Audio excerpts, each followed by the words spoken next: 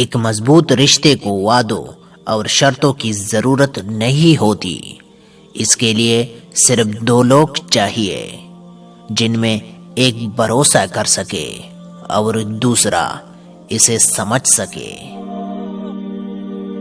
میرے خیال میں دل سے بات کرنے میں اور دل رکھنے کے لیے بات کرنے میں بہت فرق ہوتا ہے۔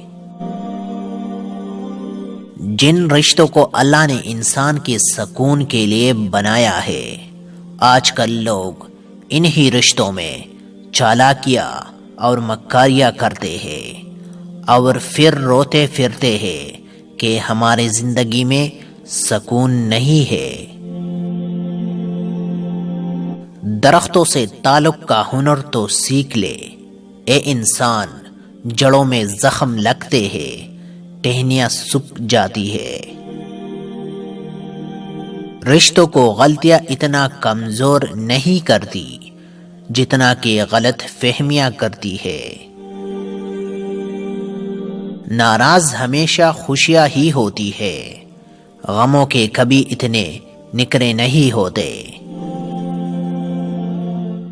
اللہ وہ واحد ذات ہے جس سے دکھ بانٹ کر سکون ملتا ہے۔